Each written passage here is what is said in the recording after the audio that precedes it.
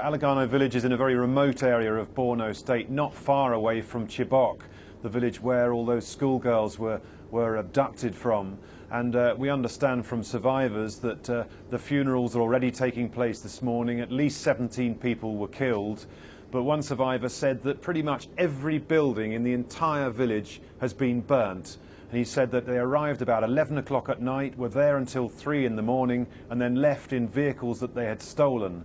Now, these kinds of attacks in the rural northeast are going on incessantly across the northeast. There are swathes of the country where it seems the insurgents have the upper hand and they're pretty free to do as much as they want, whereas the military in those rural areas, they're pretty much no-go areas to the military. So people are extremely vulnerable, and there have been a lot of concerns in those villages near Chibok that even though some extra troops have been sent up there, they're still not able to stop these kinds of attacks, which are extremely ruthless when these well-armed Islamist militants turn up. Right, so when the president or representatives from the government say we are actually managing to push Boko Haram back, what sort of response does that get these days? Well, nobody believes a word of it these days. I mean, a few months ago you could have argued that the campaign against Boko Haram had managed to contain them to a relatively small area of the northeast. But since then, we've had the 2 bomb attacks in Abuja, we've had another bomb attack in Kano at the weekend, and now the bombings in Jos, which are some of the deadliest for several years, and the ongoing attacks in the northeast.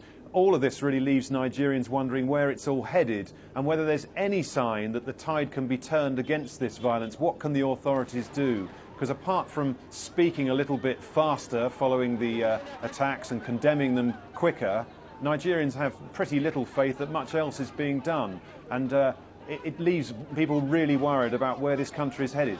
And Will, obviously, if there are more attacks and bigger attacks, that takes more firepower, more material assistance. Where's it all coming from?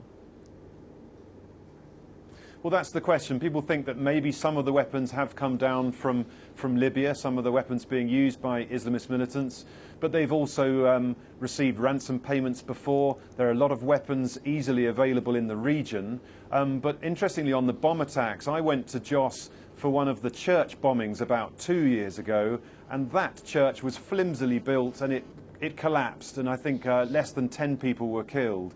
But these attacks, and the ones in Jos, they're clearly using far more sophisticated bomb-making equipment. The craters are deep, and just from the scene of devastation at Jos and also in Abuja, it's clear that the insurgents have really changed their tactics. They're using far more sophisticated bomb-making equipment, and that, again, is another huge concern for people and for the authorities trying to stop these attacks.